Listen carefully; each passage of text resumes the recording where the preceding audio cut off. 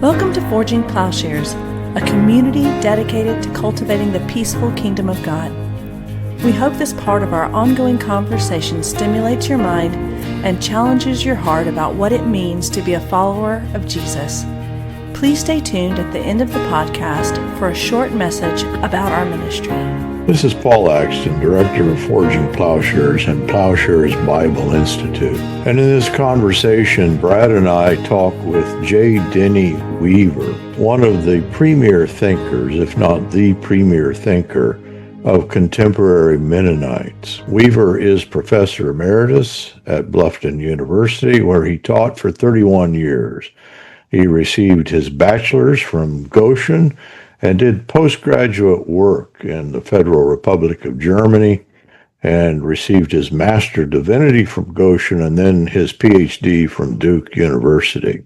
He taught English in Algeria from 1966 to 1968, was professor at Goshen, and then came to Bluffton College. His most recent books include The Nonviolent Atonement in the second edition, and the co-authored Defenseless Christianity, Anabaptism for a Nonviolent Church. But Weaver's work has been personally influential. He has done a unique reading of the book of Revelation that will come out in part in this discussion of the New Jerusalem as a picture of the present-day kingdom of the church. As he points out in the book of Revelation, evil still resides outside of that kingdom. That is, it's not the heavenly kingdom that we often picture as the completion of the work of Christ, but he describes it as a present reality. He pictures the two sections of the book of Revelation as different versions of the confrontation with evil, with Satan. In both, the victory comes through resurrection, and so he has focused on resurrection particularly in his work. And this overcoming of violence is by restoring life rather than through greater violence by God to eliminate the world's violence. And so in both cases, the case of Christ and the church, there is a confrontation between the reign of God and the reign of Satan. The picture is that this is manifest in Rome. Satan is not personal, but subpersonal and just kind of a representation of evil on the order of that pictured in Walter Wink. Denny has also then challenged the understanding that has been put forth in the church councils.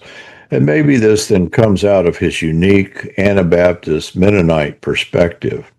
And he says that the image of God that emerges from the councils by excluding nonviolence seemed to have skewed the image of God. He says, recall that the formula of Chalcedon proclaimed Jesus as fully God and fully human, with awareness of the nonviolent character of the reign of God made visible in the narrative of Jesus and expressed in narrative Christus Victor, that is his own theory of atonement.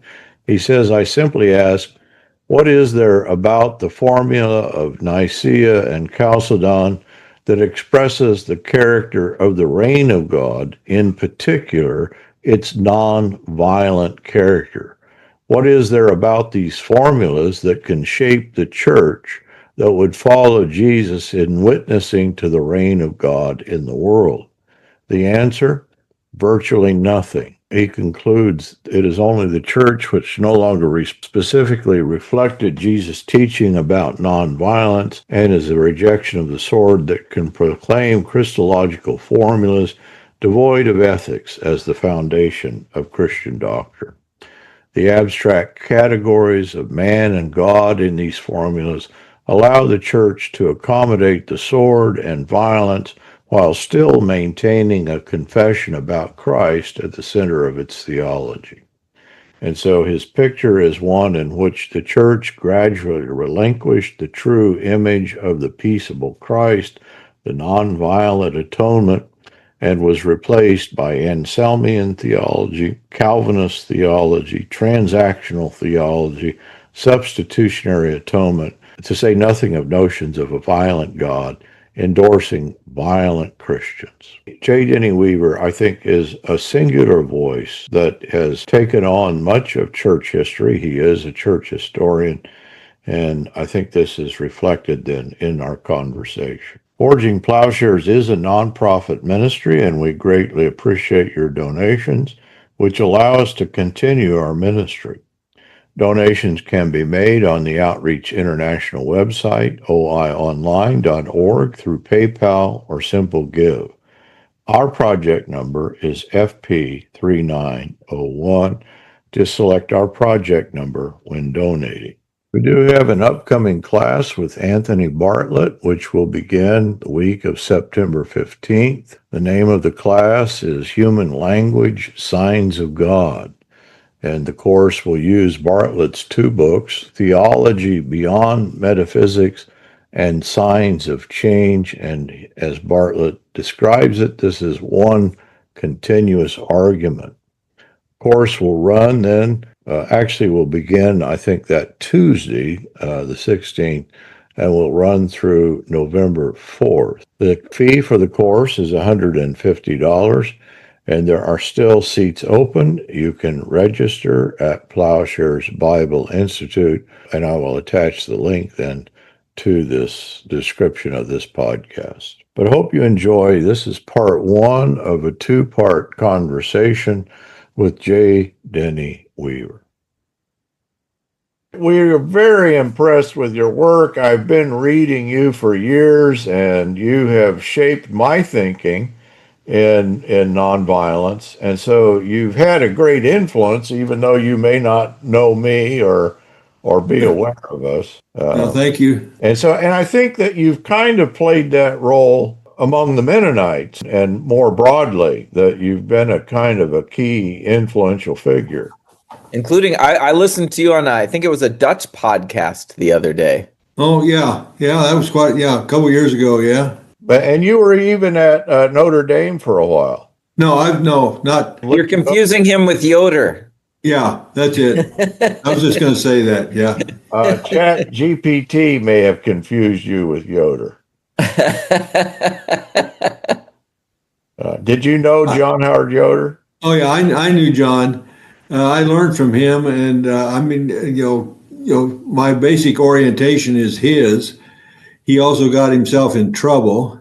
Yeah. And so I'd rather not be so how much you claim John Yoder is an issue, because let's say how you claim John Yoder is an issue. I wrote I wrote a memoir, and I had a whole chapter in there about, dealing with John Yoder. So it's an issue. Yeah. I just found he is such a brilliant guy. I mean, just his intellect is just overwhelming. Yeah. And then the sexual stuff is so confusing as to how he got into that. Really? I'm of the opinion, I'm not the only one. I think he was probably a very high functioning Asperger's, because he had no social graces. He was just awkward socially. Yeah. One of the stories is that, when he was president of Associated Mennonite Biblical Seminary for a while, and there was a meeting of pastors, and he's wandering around outside, and the pastors are in there, and somebody said, "John, you should go and greet these pastors, bring greetings to the pastors." So he walked to the podium. And they all got quiet and waited for the great man to say something. He said greetings and walked out. If you'd sidle up to him and try to do idle chit chat, a nice day today, he'd just kind of walk away, because he didn't. If you walk up and ask him a theology question, then he'd talk. He was just no social graces. Yeah, I think the academic world must be proportionally misrepresentative of people on the spectrum. Yeah, and when they finally got a hold of him and started to deal with this, they were reading him Bible verses and trying to talk theology, and he could talk circles around them, but that wasn't the way to deal with a guy like him, so it was just a tragedy. Yeah. And just to give you a little bit of a flavor for who we are at Forging Plowshares, we tend to be very niche in that we're one of the most academic podcasts. We forefront a very high Christology along with universalism and nonviolence, and really have been feeling, especially this year, that our mission is to show the intrinsic nonviolence of Christ, because that is just completely misunderstood by 97% of Christians, and Yes. that's kind of a brief gesture at who. All right, we are here. Brad and I are here with J. Denny Weaver, who is perhaps the premier Mennonite American theologian and is known for his works on peace, on nonviolence, on biblical interpretation.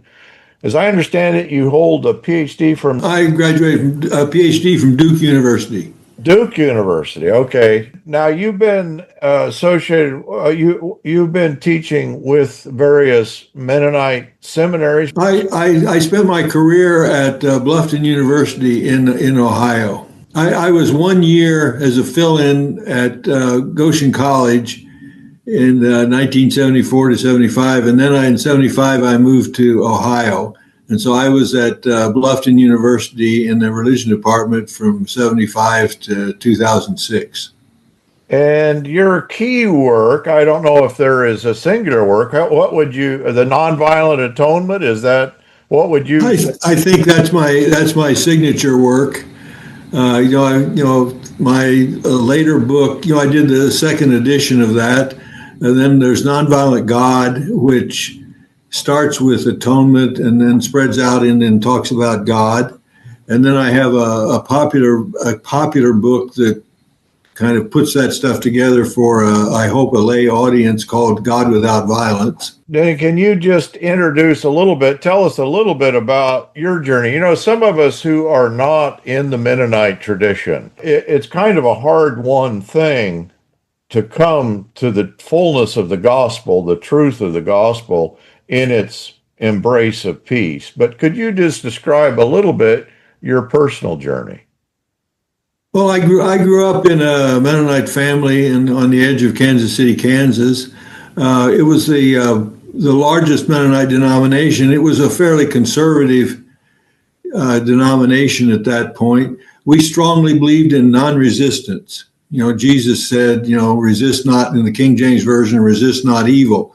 And so, very committed to the peace tradition, but as a public witness of staying out of war. But it was you didn't protest, you didn't do anything. It was a passive non-resistance, and several things. I had a professor in college, Norman Krause, who had been involved in he graduated. He also graduated from Duke University a couple generations before me, and he had been involved with the sit-ins of the civil rights movement in the 60s. And he shocked me a little bit, because at that point I had still come to college believing that protesting was the start of violence. They were kind of trying to force white people to do something they didn't want to do. And even though discrimination was wrong, you can't force people. And so I, that's what non-resistance meant. And Norman Krause was one of the places that pushed me out of that. When I did Mennonite Central Committee service in Algeria, I was during the Vietnam War, and this is my conscientious objector service. And we got to Algeria after a year of French study. We got to Algeria in '66, which was just about 3 years after their independence. And our neighbors were still talking about the war. And they were so proud they kicked out the French. And he told me stories about how they lined up dead guerrillas in the street, and with signs that said, "I won't throw any more grenades." And I came away from that saying, non-resistance in this, if I'm supposed to give a Christian witness, non-resistance is totally foolish. They had to, it is meaningless.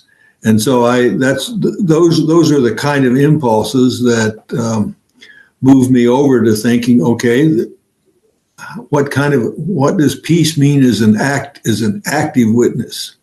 And so I've been, kind of working out of that impulse ever since. And maybe that's the impression that many have of when we say pacifism. They picture non-resistance. And so what you're describing is more in the mode of not non-resistance, but passive resistance. Yeah, sometimes you can call it active nonviolence or nonviolent activism. If you don't know this, you should. We now have Mennonite Action, and this was are you aware of Mennonite Action? No, I'm not. Maybe Paul is. It was started in response to the invasion of Gaza, that whole thing, and in a call for a ceasefire.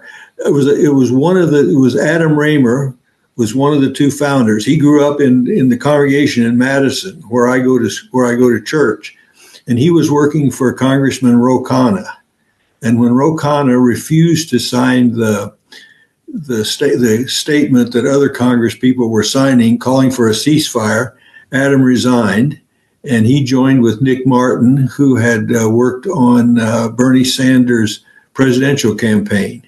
And these two guys organized a national movement of Mennonite Action.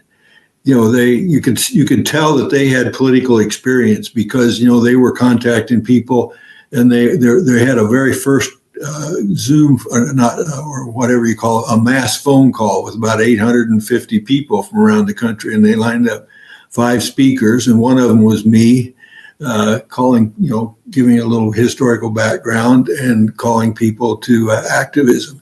And so this is, we've always had this Mennonites have always had this nonviolent witness. We don't go to war, we're peace people. But this was the first really big organized activist movement designed to get involved in the social order with an effort to change policy. Wow, that's great. So it's kind of a new stage.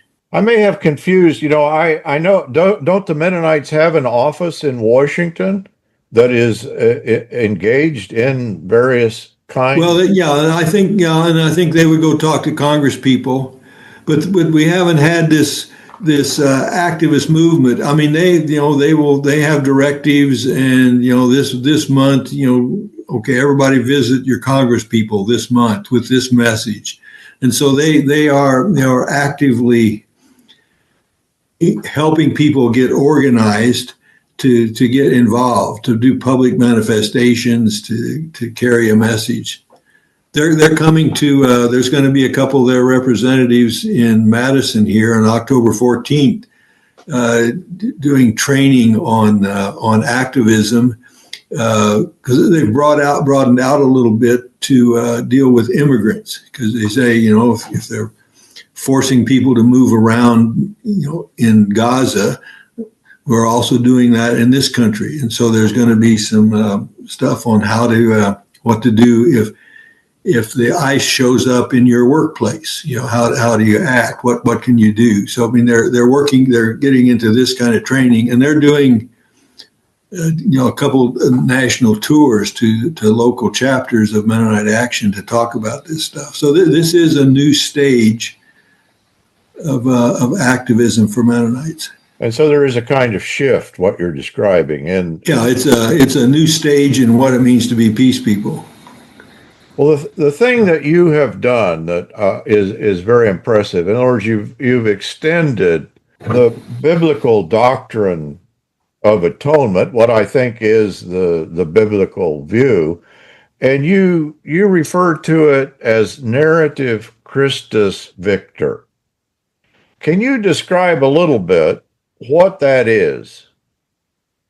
Well, the classic Christus Victor, this is your second question too. What's the difference between narrative Christus Victor and classic? The classic Christus Victor was the cosmic battle. A couple versions of it, but in the cosmos, the forces of Satan versus the forces of God, or Satan has the souls of humanity captive, and so the conflict, giving Jesus, making the deal, Jesus being given to Satan as a ransom payment. But these were, they don't appear to have any meaning in the real world, and so just gradually, it came to me that when you start with Jesus' life, his activism, and I can talk, you talk about Jesus Jesus deliberately confronted evil, like healing on the Sabbath, or the kicking the money changers out of the temple. It's just a very visible public activism. And then, so he is confronting evil, but it's done in human terms in the world. And there was resistance that killed him. And then if there's resurrection, resurrect God, raise Jesus. And so it as a victory over the evil that killed him. And so that brings that battle between God's forces and Satan's forces. It brings it down and puts it in the real world in terms that we can understand. And then you move over and you can see that in Revelation, when you understand that the symbols in Revelation refer to the church, the early church, and the Roman Empire, and then so that's a coded message to the early church about how glorious it is to live in the church, even though Rome might be persecuting you. So a way that maybe to approach this is that Satan can be kind of reified. We can almost demonize the devil and remove ourselves from the evil, kind of in a Flip Wilson sort of way. Well, the devil made me do it.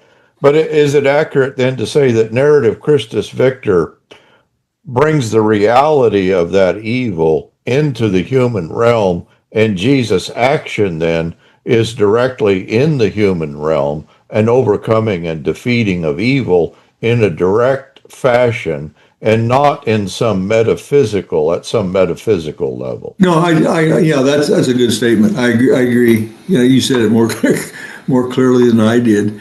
I just add narrative Christus Victor, particularly in that the book God Without Violence. I've just started to call this nonviolent atonement instead of the whole having to explain narrative Christus Victor. I say, okay, this is a nonviolent atonement image, and I just call it nonviolent atonement. Because there is the status of Satan is a bit ambiguous. First of all, in the Bible, and then even in the early church, whether we're talking about a subpersonal or a personal, and I think that the crude illustrations that you get in Gregory of Nyssa or in Origen, they were not crude thinkers, but it may have been that in trying to illustrate what Christ was doing, they used a kind of popularized image that in fact became a kind of standard way of identifying Christus Victor. Actually, in terms of Satan and the demonic, I haven't articulated it for a while, so I have to see if I get it right here. But I follow Walter Wink and what Walter Wink said about the powers, and so every entity has its material aspect and its spiritual aspect. And I keep saying, well, you come to our church and you look around and you can tell you don't have to wear a tie to go to church here. Well, it's obvious that that's part of the spiritual ethos that you pick up. Nobody had to tell you, and so any entity can has a spiritual ethos, and that ethos can be good or bad or mixed.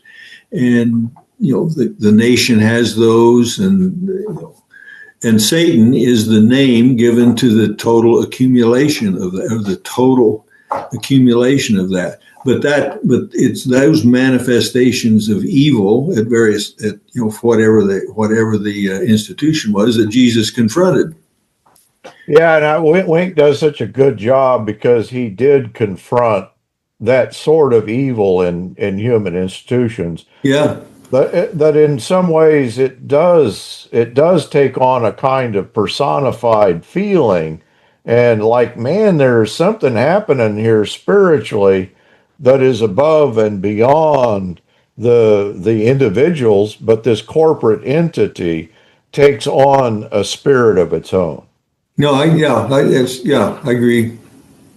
Yeah. So Paul, and when you say this takes on a spirit of your own, Dr. Weaver, I've heard you in other interviews say that we're not talking, when we talk about Satan, as an actual personal. It is the kind of, I'll use a Balthasarian term, not your terms, a manner of being. There is a way in which things have taken shape that then, as Paul said, we personify.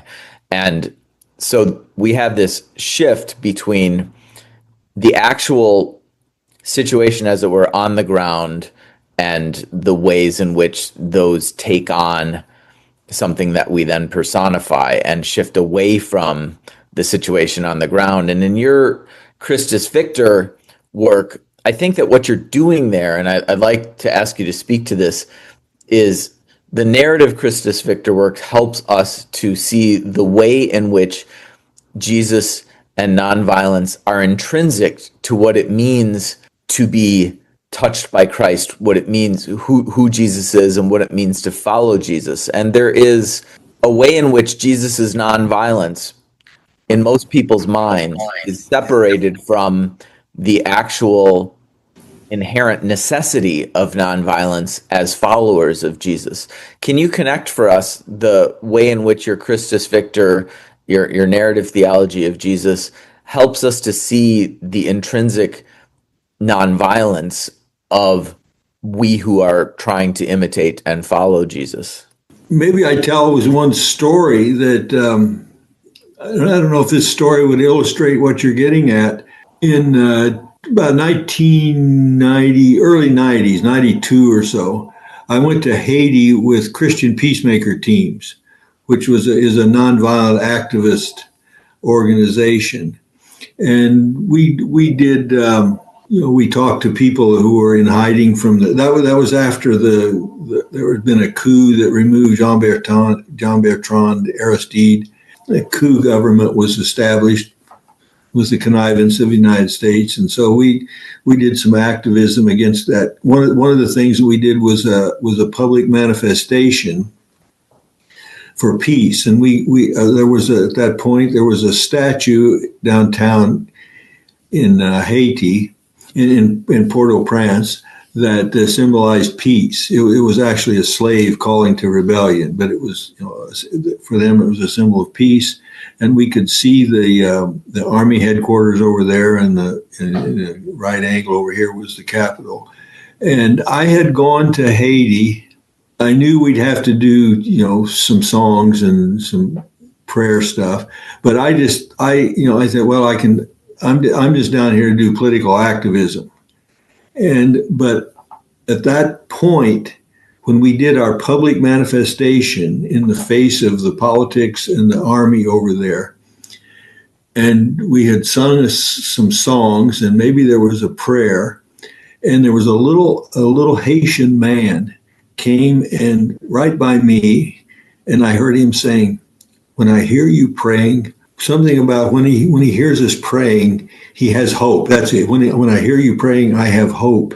And all at once, I was just overwhelmed. It felt like the reign of God was right there. We had made, in the face of the evil that we were looking at, the reign of God was present. And that old man had felt it. And with his help, I felt it. And so we had, by our acting out of a Christian witness, we had actually made the reign of God present for that old man in that spot at that time. And so that that changed that one experience changed my perspective on nonviolent witness.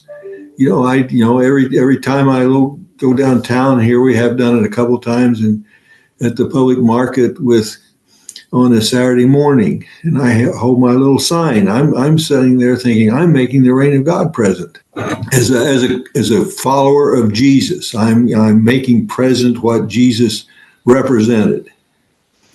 And that is a kind of doctrine of atonement. In other words, I think that what you and I think within the Mennonite understanding that many of us have appreciated in Yoder and others, but the idea of the Constantinian shift, that suddenly the reign of Christ is in some way that reign in and through the kingdom, in and through the church, is displaced by accommodating the reign of the state.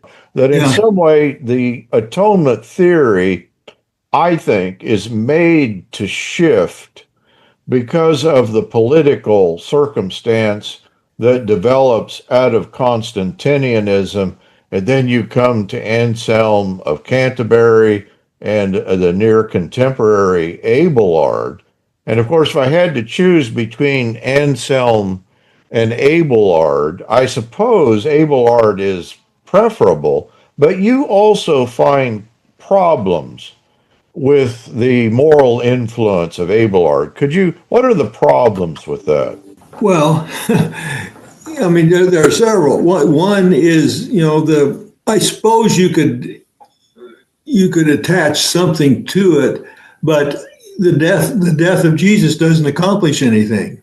It's giving up his life shows God's love, but there's when I talk about it, it's really the resurrection that makes it God's story, that makes Jesus' story God's story and calls us into it. And so there's none of that in Abelard.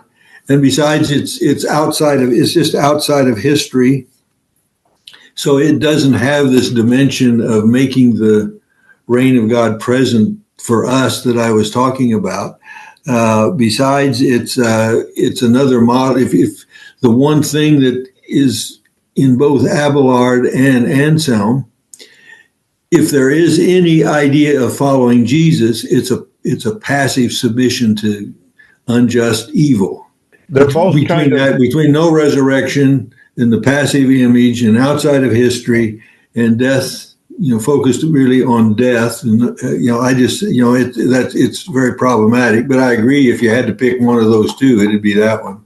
And your point is well taken, and that is that what's happening in both Anselm and Abelard is that there is a kind of dehistoricization, a taking out of a present tense worldly reality, the sovereignty and reign of Christ, and it's put into the sphere of the theoretical.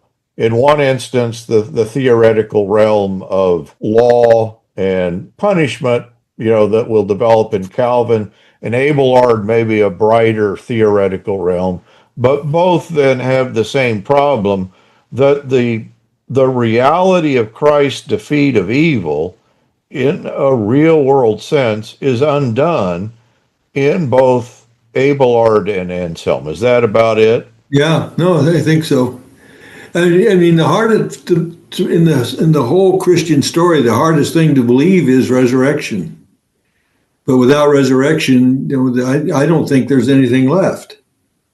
There's a real world defeat of death, and death then is the orientation that gives rise to evil. Yeah. That my own work in psychoanalysis with Lacan and Zizek is just an explanation of what you're saying, and that is that, evil arises because of our primary belief that death is the reigning reality rather than life. Yeah. Okay.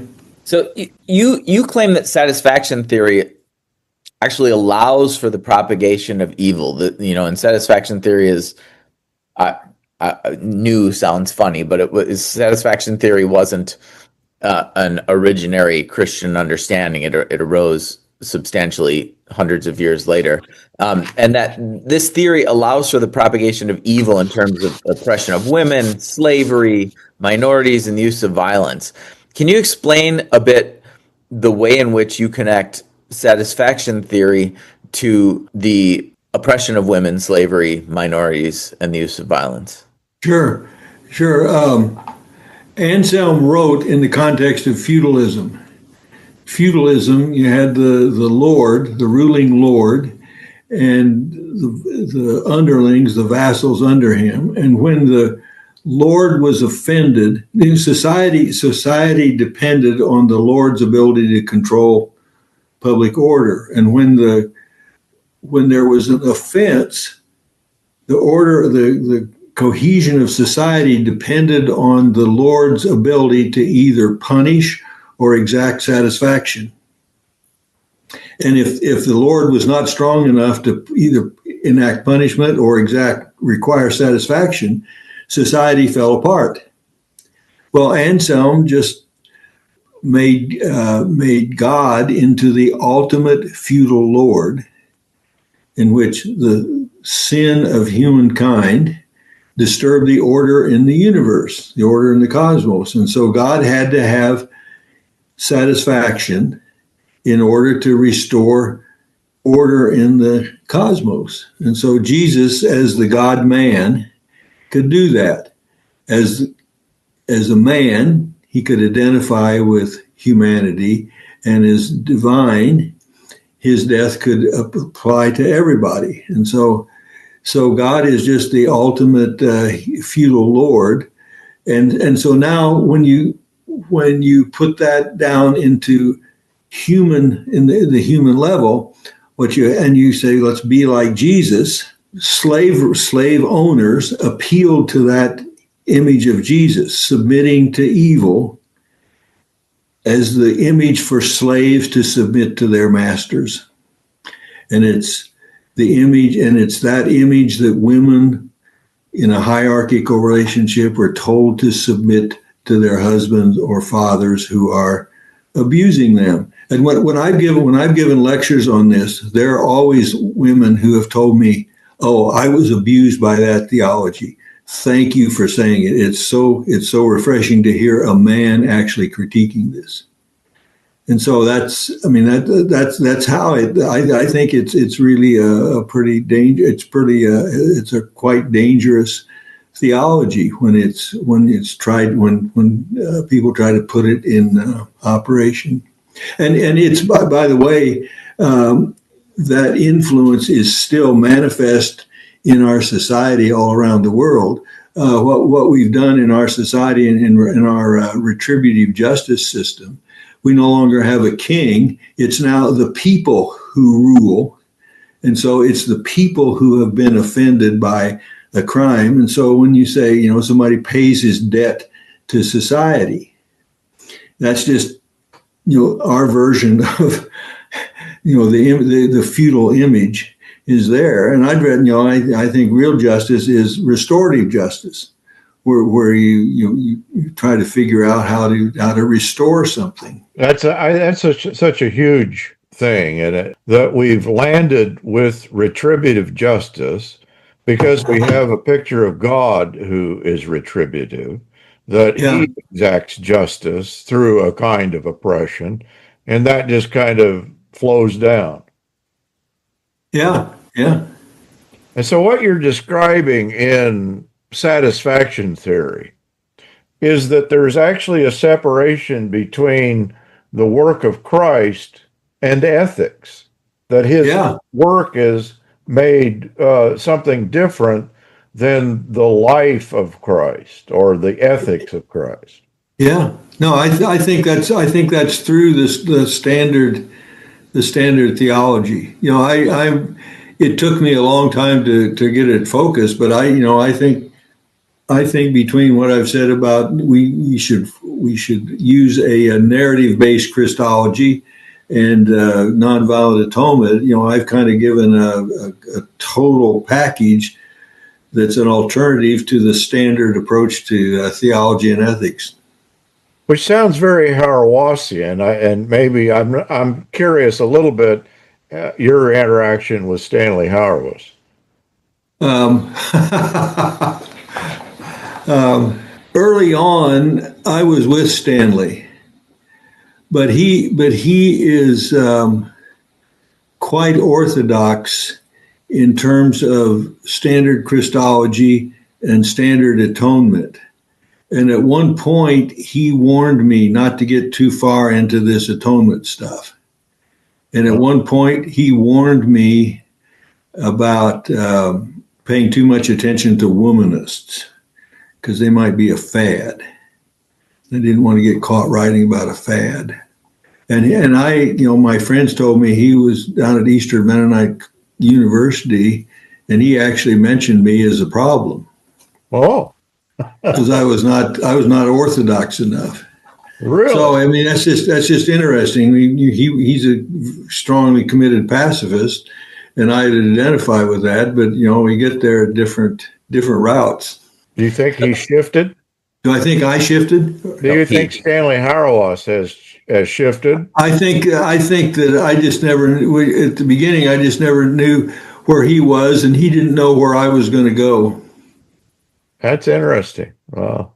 So I'm noticing a thread in your work, and I want to connect it and ask you to speak to a Girardian term. The thread in your work that I notice is that you are speaking often of the ways in which we move from inside a situation, which is to say inside the narrative of what Jesus is actually doing, and shift that narrative to something else, as in Anselm, he looks at Jesus and then he shifts it to the safety and security offered by a feudal lord. Or you look at, and that whole shift of looking inside a situation with Jesus to a shift to the human level in which we are living by an entirely different narrative. And one of the beautiful things that I find about René Girard is that he is saying, we think that we're doing a certain thing, and in fact, the Hebrew scriptures and Jesus reveals that we're actually scapegoating, and we're actually the murderers, and Jesus is pointing out our participation in that murderous violence. And you say that your work is more complete than René Girard. So can you tell us the ways in which you would see your work as more complete than René Girard, or, you're welcome to critique Girard or say where you find him helpful, but your work subsumes his work. Can you speak to the connection between your work and Girard's? Well, this is another tricky point. When the first version of Nonviolent Atonement was finished, and Erdman's was working on it, and editor John Simpson wrote to me and said, "You haven't mentioned Girard. Everybody else is talking about Girard. I don't care what you say about Girard, but you need to mention Girard because everybody else is talking about him." And I had no idea what Girard was, so I read a couple Girard books. And what I wrote, and I wrote it too subtly. I don't think it became clear. What I meant to say in there is, Girard, I did it first, and Girard agrees with. I figured it out first, and Girard agrees with me. So I actually had quite a bit. I had quite a bit of associations with Girard, and I agree. I mean, it's possible to talk about scapegoating. I mean, that's real. But after a while, when I heard the Girardians talk, it started to sound too much like, well, you have to understand Girard before you can read the Bible and understand the Bible. And I thought, well, no, I don't have to know I don't have to be authority on Girard in order to talk about Jesus and nonviolence. So I kind of shifted and put Girard over there. Okay, that's one way to do it, but it's not the foundational place to start to understand nonviolence. I mean, I think No, no, Gerard would no. agree with. I think Gerard himself would agree with you. Okay, so maybe some of the Gerardians need to talk to Gerard on that. Yeah, I think they have the view that many Gerardians have a view that Gerard is sort of omnicompetent. That, really when we do Christianity, we'll just talk about Rene Girard. And I think you're correct. I think you're correct in saying that your work is a completion of Girard's in many senses. One thing, Rene Girard was not a pacifist. Girard, it gives us all the reasons in the world to be pacifist, but he never escaped, I think, his own picture of the primacy of violence in human development and in human culture. Now, Well, here the hosts might disagree with each other, because in our discussion with Anthony Bartley, he thought maybe privately Girard wasn't letting on how much of a pacifist he was. well, if he kept it a secret, that's a problem. You can't be a secret pacifist. And yeah, I don't think that's what Anthony meant. Okay. I think that we'll have to ask him. what I said to Anthony and what I'm saying here is the same thing that I think that Dr. Weaver is saying, and that is that when we read the gospel, we're going to come to an understanding that God is not violent, that God is peaceful, that there is an originary peace and not an originary violence.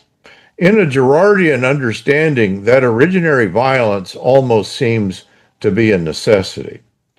And that's what I think someone's work like yours, or in other words, I think there are many entry points into the peaceableness that Girard helps explain. That is, helps explain how it is that violence seems to be originary and necessary. But yeah, I think that in the end, Girard is not omnicompetent. We do have to go beyond Girard, and I think that your work is, in that sense, more complete. Yeah. Okay. Thank you. Good. You say a thing in your book that I thought was quite interesting, and I'd like for you to run it down. And can you explain what it means that Jesus became sin? I have to admit, I'm not exactly sure I didn't look it up. I'm not exactly sure what I might have said. I thought about that question. On the one hand, I think you could say that the usual understanding of that is the Anselmian sense of Jesus took on our sins. And so I don't buy that. But it could be that you could understand that when Jesus Jesus carried out his mission that resulted in his death, he became the sins of evil were foisted on him, and at that sense, he became evil. But I think in the most profound sense, I don't think it's really a real part of the way I put atonement and Jesus and nonviolent atonement together. It's part of Anselm. Maybe we don't know how to talk about tradition with some classic language apart from Anselm, and so I'm faltering in trying to answer the question. I don't have it's not central to your a real good answer. Theology. That clearly in an Anselmian understanding, the way that gets interpreted is that, well, God punishes Jesus like he's sin, and so the action is a violent action on the part of God.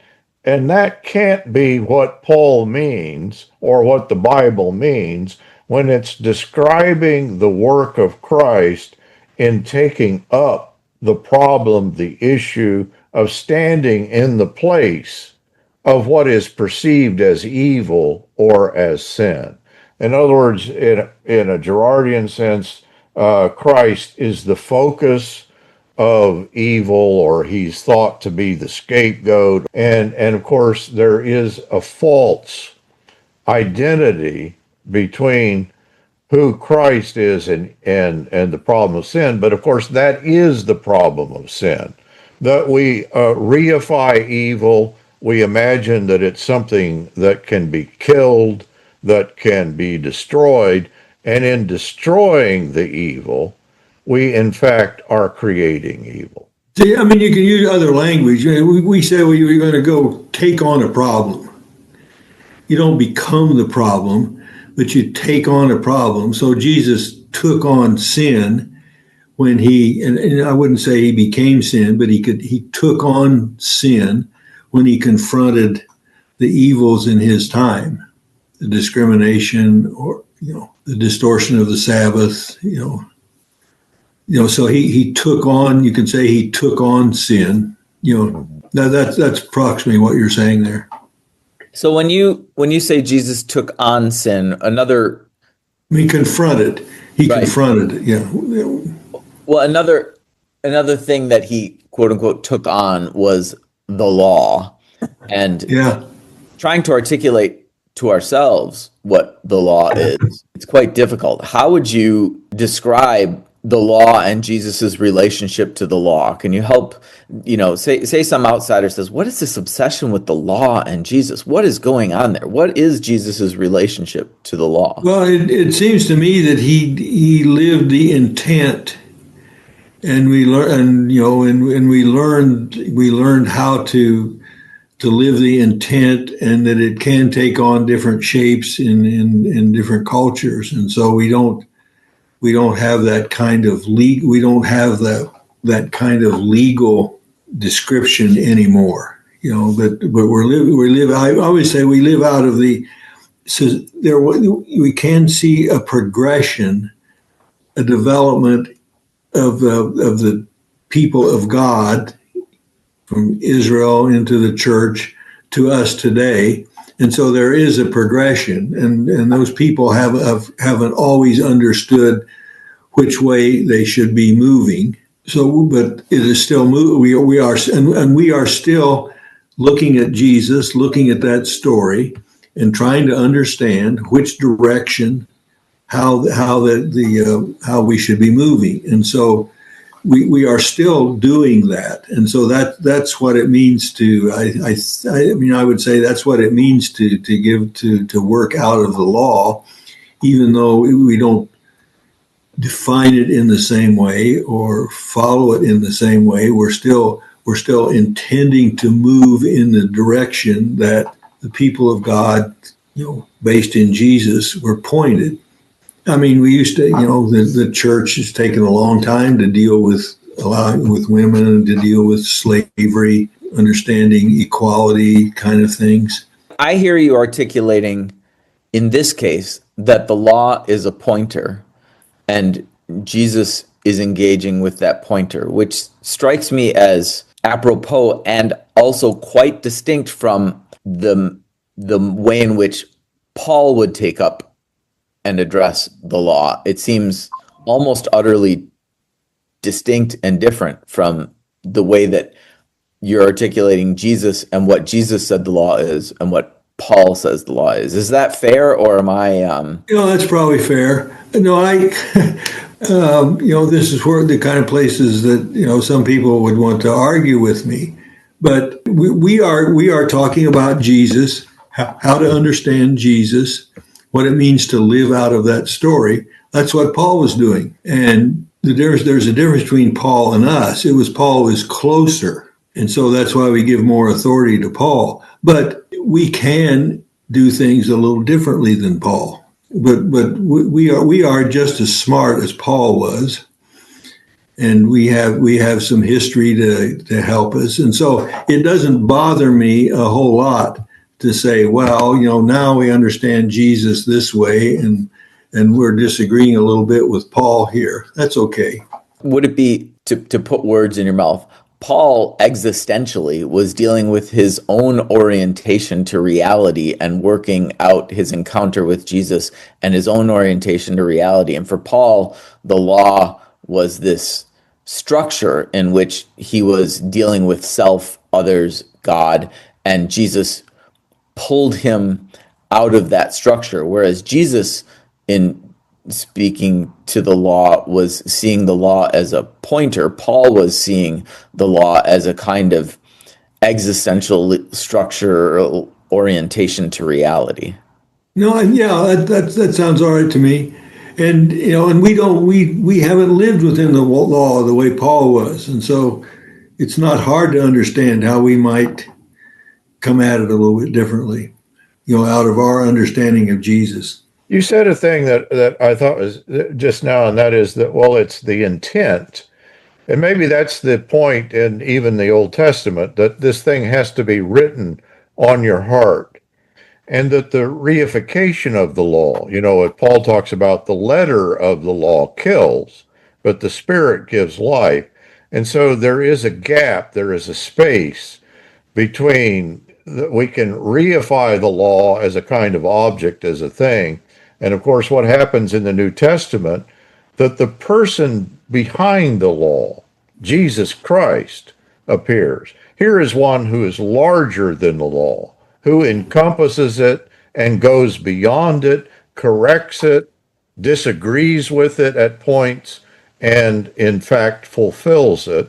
And the full part of that fulfillment is that now the ethic of Jesus, the love that is encompassing of the law, is one that we begin to embody. Yeah, I can say that. In other words, I think that the law is not the problem, but it's what we do with the law. It's Paul says the law is holy, just, and good, and he said, I kept the law perfectly, and I was the chief of sinners. And so the problem is not within the law, but imagining that the law is complete in and of itself, and Jesus teaches us just the opposite. Yeah, good. So in the New Testament, there is this picture, and you've mentioned this a little bit, but I'd like you to talk about it a little more. And that is that there is the picture of Jesus reigning over evil. How does this relate specifically to resurrection? Well, I think resurrection, I said a while ago, it's the one thing that has to be there. Otherwise, death is final. Resurrection is what gives meaning to the story of Jesus, and it's what says that death is not ultimate. Death is not the final answer, and so resurrection is what says that ultimately the reign of God is ruling. That life reigns over death. And that's to me the real answer, the real salvific call is resurrection. I want to be part of this story, which says that death is not the final answer. And in somebody like Anselm or Calvin, it's almost, and I think much of Protestantism, it's almost like resurrection gets tacked on. It's just another thing to talk about. Yeah. That it's a sign, your sacrifice has been accepted, or God is now satisfied. Mm-hmm. And your point is, no, resurrection is front and center. Yeah, no, if it's not there isn't, why bother? Forging Plowshares is a community dedicated to cultivating the peaceful kingdom by providing in-depth, transformative biblical and theological education and discipleship. If you have found this podcast valuable, please remember to share on social media. If you have questions about what you've heard, or if you'd like to learn more about how you can get involved with Forging Plowshares or even support this ministry financially, please visit our website, forgingplowshares.org.